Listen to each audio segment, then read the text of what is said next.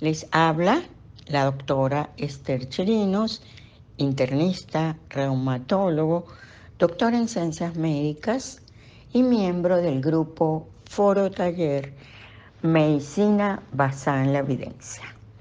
Revisaremos el tema lectura crítica de estudios de pronóstico. Cuando hablamos de pronóstico, sabemos que se refiere a la estimación del riesgo de futuros acontecimientos en personas con una enfermedad o condición de salud determinada y su relación con determinadas características actuales. Sin duda, la primera preocupación de una persona enferma es conocer en qué medida la enfermedad puede interferir con su expectativa de vida. Realizar apreciaciones pronósticas que informen al paciente y a su entorno sobre la evolución más probable de la enfermedad y que los ayude a la toma de decisiones sobre la realización de distintas intervenciones posibles es una de las funciones básicas de la medicina y de los médicos. El estudio del tiempo que transcurre entre el comienzo de la enfermedad o su diagnóstico y la instauración del tratamiento y la muerte o el tiempo de supervivencia constituyen la prioridad para cualquier estudio de pronóstico. También forman parte del mismo o prioridad de estos estudios otras consecuencias de la enfermedad como remisión, recidiva, complicaciones, secuelas que interesan de manera importante al paciente y que forman parte del proceso de la toma de decisiones del médico. Poder establecer un pronóstico es de importancia vital en la toma de decisiones y para decidir respecto de alternativas diagnóstico-terapéuticas, adecuada planificación y administración de recursos a nivel de la salud pública y privada. Los objetivos de esta revisión alcanzan describir y clasificar los tipos de estudios de pronóstico, revisar los aspectos clave de la evaluación de la validez de ellos y reflexionar acerca de su importancia para justificar las mejores decisiones sobre el manejo del paciente. Esta última la estamos revisando desde que iniciamos esta conferencia. El objetivo principal de un estudio sobre pronóstico es determinar causalidad o asociación en la relación agente etiológico-evento de interés. Si en un estudio sobre pronóstico se determina que el azar, el sesgo y la confusión son improbables para la explicación del cambio en el curso de un evento de interés, se puede concluir que hay asociación estadística, lo que no necesariamente representa una relación causa-efecto, pues una asociación estadísticamente significativa no implica indefectiblemente causalidad. En este momento revisemos la diferencia entre los factores de riesgo y los factores de pronóstico. Los factores de riesgo son los que condicionan la probabilidad de presentar una enfermedad. Pueden estar presentes en una población sana y aumentan el riesgo de tener la enfermedad. Identificarlos es imprescindible para la prevención primaria. Los factores pronósticos son aquellos que predicen el curso clínico de un padecimiento una vez que la enfermedad está presente. La identificación de estos factores son de gran interés para la prevención secundaria y terciaria. La estimación del riesgo, el suceso final que se busca es la presencia de una enfermedad específica.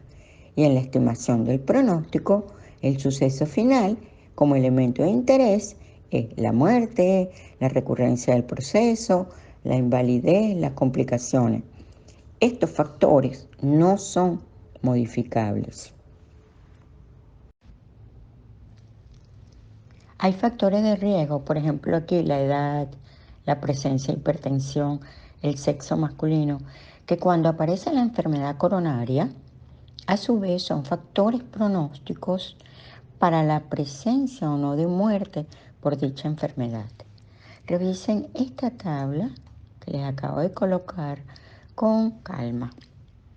En la práctica clínica diaria es preciso tener un conocimiento del pronóstico de un problema determinado para poder tomar decisiones respecto a exploraciones continuadas, ingreso hospitalario, tratamiento específico, que no modificando el pronóstico no podrían objetivamente estar justificados. Por otra parte, necesitamos conocer el curso clínico de la enfermedad para informar al paciente de su futuro. Se ha propuesto una clasificación de los estudios de pronóstico en 4 categorías, aunque interrelacionadas. La primera es la investigación fundamental en pronóstico, en la que se trata de estudiar el curso natural o con el cuidado habitual de la enfermedad y su variación. El resultado se expresa como riesgo absoluto de uno o más eventos entre las personas que comparten características. Es por lo tanto el pronóstico promedio de un determinado grupo de interés y se llama riesgo basal. Esta investigación proporciona respuestas iniciales a la pregunta ¿cuál es el pronóstico de las personas con una determinada enfermedad? Por ejemplo, en promedio, cerca del 15% de las personas de 65 años de edad o más ingresadas en el 2006 en Estados Unidos murieron con un ataque al corazón dentro de los 30 días siguientes al de su ingreso en el hospital, en comparación con un promedio del 19% en 1995. La otro tipo es la investigación en factores pronósticos, en la que se trata de identificar factores específicos como biomarcadores, fármacos, otras enfermedades asociados con el pronóstico. El resultado se expresa como riesgo relativo de sufrir el evento. Por ejemplo, pacientes con linfoma esplénico de la zona marginal, los que presentan adenopatía extrailiar, tienen un riesgo de muerte por la enfermedad 2.1 veces mayor que los que no lo presentan. Se puede expresar en términos absolutos mostrando los riesgos o más frecuentemente utilizando las curvas de supervivencia para los pacientes con distintos valores del factor. En las prácticas trataremos de abarcar estos dos tipos de estudios. Investigación sobre modelos pronósticos, que trata de desarrollar, validar y evaluar el impacto de modelos estadísticos para predecir el riesgo individual de un futuro evento.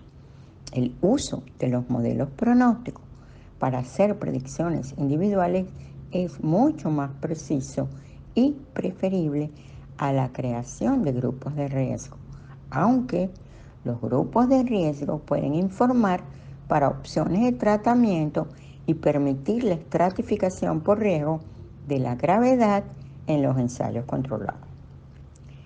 El cuarto modelo es la investigación sobre medicina estratificada. La medicina estratificada pretende seleccionar tratamientos en función de características de los pacientes que predigan la respuesta. Revisaremos ahora los puntos clave de la lectura crítica de estudios de pronóstico. Son 5 puntos que vamos a revisar. El primero en el diseño, el segundo en el resultado, el tercero la precisión, el cuarto confusión e interacción y el quinto utilidad. El diseño ideal para estudiar pronóstico está en los estudios de cohortes, casos y controles y series de casos. Ahora bien, el mejor nivel de evidencia para estudios sobre pronóstico lo dan las revisiones sistemáticas de estudios de cohortes con o sin metaanálisis, seguido por los estudios de cohortes individuales, los estudios de casos y controles y por último las series de casos. En el diseño óptimo consideraremos en el que se selecciona un grupo de pacientes bien definido. Para ello debe tener 3 características: que sea representativo de la población de estudio en un momento homogéneo de la enfermedad y que se siga en el tiempo para observar el evento o eventos de interés durante un tiempo lo suficientemente prolongado.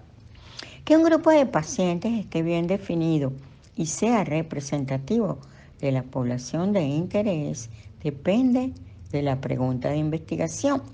Por ejemplo, para responder a la pregunta de si el uso de antipsicóticos atípicos aumenta el riesgo de padecer fractura de cadera en ancianos, se debe comparar la frecuencia de fracturas en un grupo de ancianos que toman antipsicóticos activos con la de otro grupo que no los toma.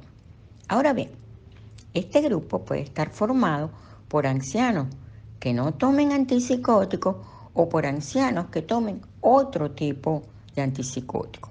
Y es representativo según el caso, un grupo de ancianos de la población general o un grupo de ancianos con demencia.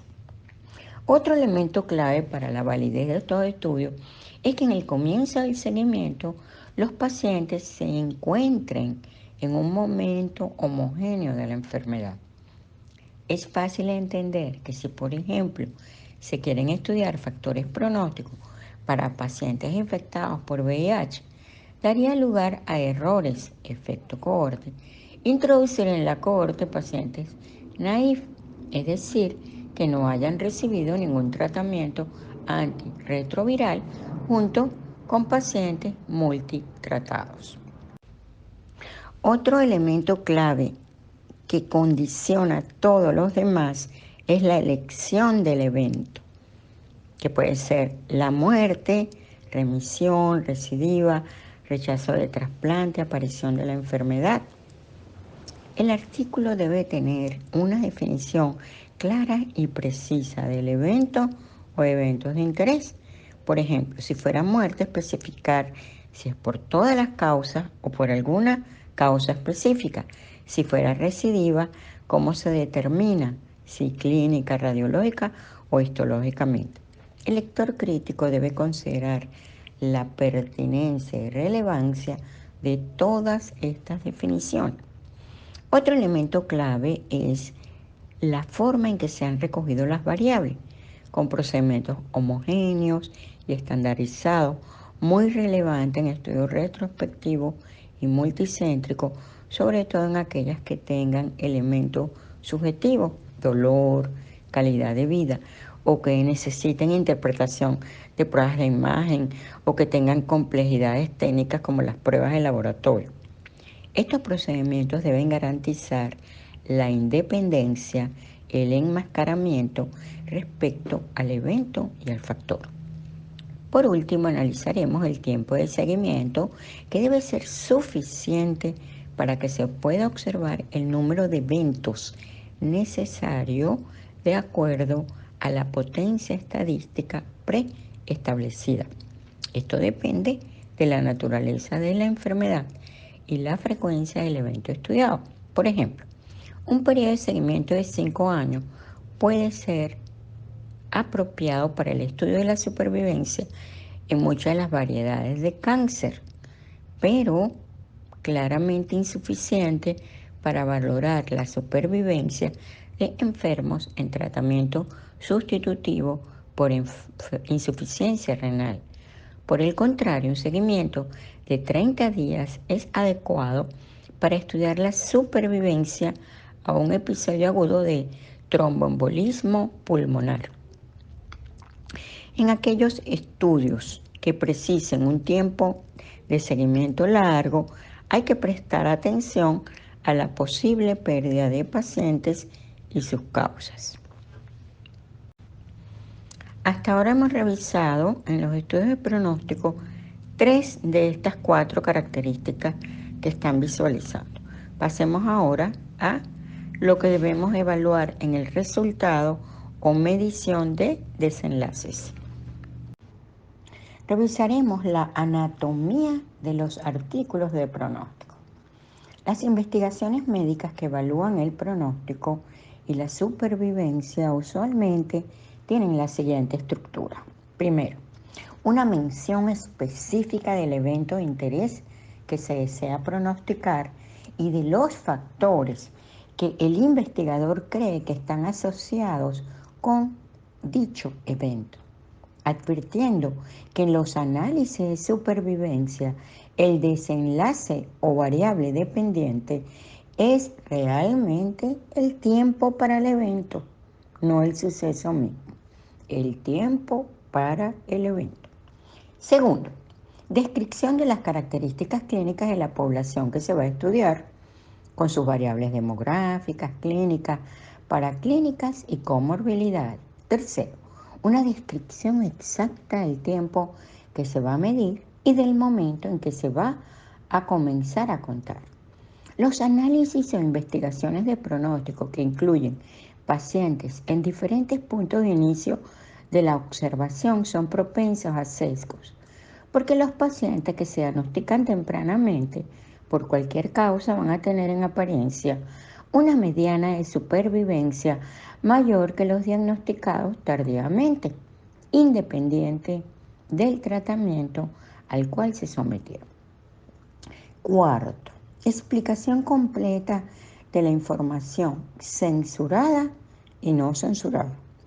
La información no censurada es la obtenida de los pacientes en los cuales ocurrió el evento de interés durante el periodo de observación, en quienes el acontecimiento fue debido a la intervención o procedimiento y se conoce exactamente el tiempo que hubo de pasar para que ocurriera el suceso. Los datos incompletos o información censurada son aquellos que provienen de pacientes que no presentaron el evento durante el seguimiento o en quienes la muerte o el desenlace se debieron a otras causas diferentes a la enfermedad o tratamiento o que se perdieron del estudio por cualquier causa. 5. Señalamiento de los métodos estadísticos empleados durante el análisis de supervivencia. Los más comúnmente usados son el método de Kaplan-Meier, registro de la muerte de los individuos con fechas exactas del evento. Se puede emplear tanto en muestras grandes como en pequeñas y se puede graficar en forma de curvas escalonadas, que son útiles para comparar visualmente las probabilidades de sobrevida o presentarlas en forma de tabla. El segundo método de tablas de vida actuarial o de Cutler-Eder, útiles especialmente en muestras de gran tamaño. 6. Estimación de la supervivencia en cada grupo analizado, calculada para periodo de tiempo apropiado para la enfermedad que se observa y provista de sus intervalos de confianza. En los análisis de supervivencia, algunos autores prefieren calcular la tendencia central del tiempo de supervivencia de los pacientes en forma de la mediana de dicho tiempo, que es el periodo transcurrido para que el primer 50% de los enfermos fallezca o presente el evento de interés en estudio. 7. Sección de resultados en forma de gráficas o tablas. Como dijimos, la curva de Kaplan y Meier es una de las más utilizadas, que es una gráfica que inicia con una línea horizontal en el nivel de una probabilidad de supervivencia de 1 y va descendiendo en forma escalonada en la medida en que nos movemos en el tiempo y que nos muestra el porcentaje de sujetos que sobreviven al final de cada periodo de tiempo. 8. Información del método estadístico usado para comparar dos o más curvas de supervivencia acompañado de los valores de P de la comparación. Entonces se puede usar el Long Run Test, también llamado pruebas de Cox-Mantel, que es una poderosa herramienta para pronosticar diferencias tardías en las probabilidades de supervivencia. B. La prueba de Wilkinson, útil para detectar diferencias tempranas en las probabilidades de los enfermos. 9. Informe del modelo de regresión usado para evaluar la asociación entre las variables explicatorias o pronósticas y el riesgo de supervivencia.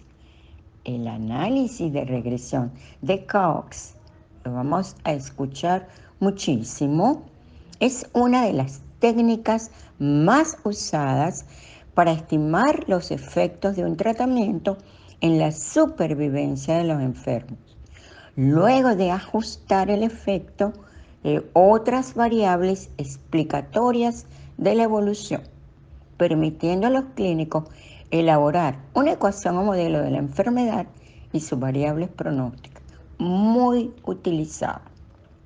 10. Suministro de una medición del riesgo asociado con cada una de las variables explicatorias o pronósticas de la enfermedad que se investiga. El riesgo relativo de muerte o de otro evento dañino en un modelo de regresión de Cox se llama Hazard Ratio, HR. Su lectura se hará sabiendo que en una variable pronóstica que solo tenga dos valores, un hazard ratio de 1 significa que el riesgo de muerte para los pacientes es el mismo, no importa si tienen o no esa característica. Un hazard ratio mayor de 1 significará que la posesión de esa característica aumenta el riesgo de muerte o de daño en los análisis de supervivencia, y si es menor de 1, que su tenencia lo disminuye o protege. Es importante destacar también que los índices se calculan a partir de muestras, es decir, un subconjunto de los pacientes de interés en lugar de todos ellos. Por lo tanto, presentan imprecisión que se debe cuantificar por el intervalo de confianza. En el caso de las curvas de supervivencia, la anchura del intervalo de confianza aumenta según avanza el tiempo como consecuencia de la disminución del número de pacientes. En algunos estudios, la anchura del tiempo de segmento es tan grande que se hace difícil la interpretación de la curva. Una de las razones por las que no siempre se muestran los intervalos de confianza es que cuando se presentan varias curvas en la misma gráfica, puede llegar a ser engorrosa. Por ello, un método alternativo para presentar la precisión es incluir debajo del eje del tiempo el número de los pacientes que permanecen en el estudio cada tiempo. ¿Cómo ayuda a la interpretación de cómo afecta este número a la precisión? Se puede usar la recomendación de Pockott y colaboradores de que cuando en cada rama quedan menos del 10 al 20% de los pacientes que iniciaron el estudio, la precisión de la estimación ya no es buena. En la siguiente curva verán dos curvas con sus intervalos de confianza. Verán cómo aumenta la anchura según avanza el tiempo y el número de pacientes que permanecen. Confusión e interacción. La mayor amenaza para el estudio de asociaciones entre variables es la confusión. Existe confusión cuando la asociación entre dos variables difiere según que se considere o no otra variable. A esta última variable se denomina variable de confusión. Para que una variable sea de confusión debe estar asociada al factor y a la variable evento. Por ejemplo, en el estudio para la estratificación pronóstica de pacientes con linfoma esplénico de la zona marginal, se encontró que los pacientes con concentración sérica elevada de lactato deshidrogenasa tienen un riesgo de muerte por la enfermedad de 3,38 veces mayor que los que no la tienen. Sin embargo, como la supervivencia puede depender no solo de la LDH, sino también de otras variables como la edad o los niveles de otros componentes sanguíneos, podría ocurrir que si los pacientes con niveles altos de LDH fueran también diferentes respecto a esas otras variables, esta estimación del riesgo esté equivocada o confundida. En efecto, cuando se consideran otras variables, el riesgo de la LDH cambia a 2,47. Entonces, la manera más usada y sencilla de controlar la confusión es como se hizo en este estudio mediante modelos de regresión en los que se incluyen la variable de interés y las variables de confusión que se quieran considerar. Otra dificultad que se puede presentar con los resultados de un estudio de pronóstico es la existencia de interacción o modificación del efecto. Existe interacción cuando la asociación entre dos variables, en este caso el factor y el evento, varía según los diferentes niveles de otra u otras variables. El análisis más sencillo de interacción se hace mediante el análisis de subgrupos creados según los niveles de la variable modificadora del evento. Para ello hay que evaluar el efecto del factor en las distintas categorías de la variable codificadora del evento. Por ejemplo, el efecto de la diabetes mellitus sobre los eventos cardiovasculares puede ser distinto si el paciente ha tenido o no enfermedad cardiovascular previa.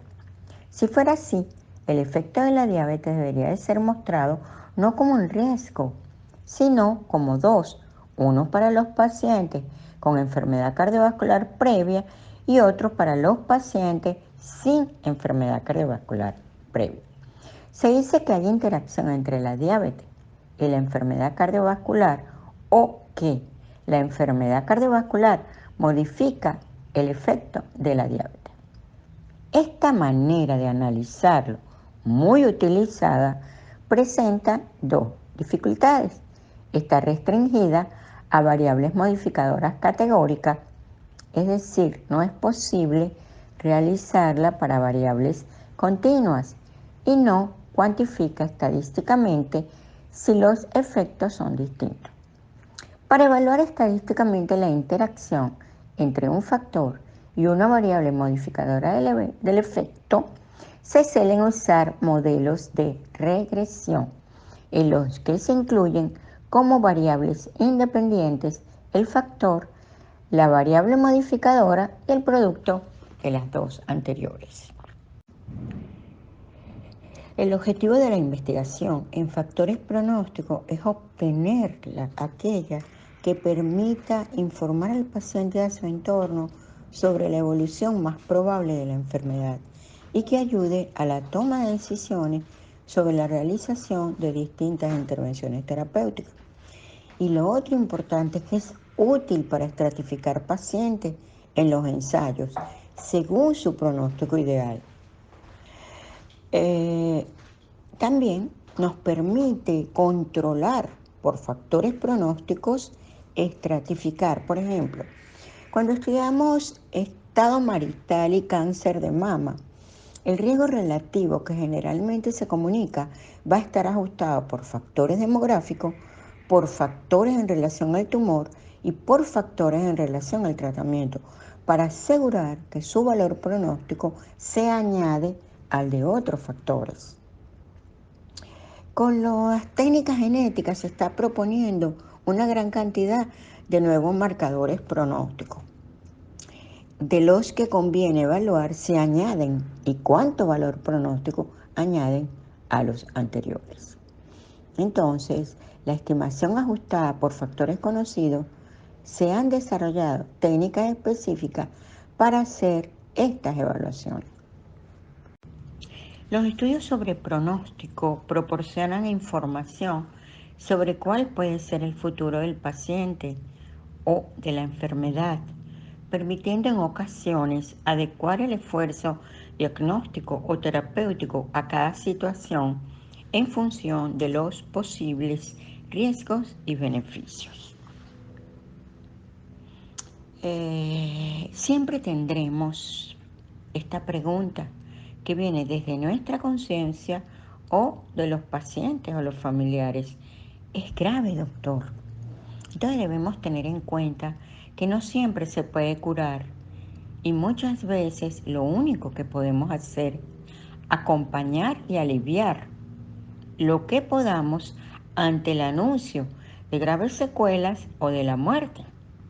Pero para esto es fundamental disponer de información de buena calidad sobre el futuro de la enfermedad de nuestros pacientes para calibrar los esfuerzos terapéuticos en cada situación.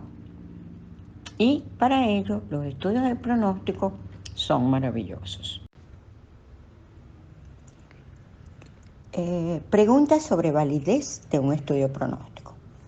Vamos a encontrar ahora la guía de los usuarios de un artículo sobre pronóstico para verificar la validez. Esta primera lámina es del Instituto Nacional de Trabajo de Medicina Basada en Evidencia, the National Working Group on Evidence-Based Healthcare. La segunda es del Instituto de Johanna Bright, la tienen en inglés y en español. Es una lista para verificar o para realizar la evaluación de la validez de los estudios de pronóstico de Johanna Bright Institute.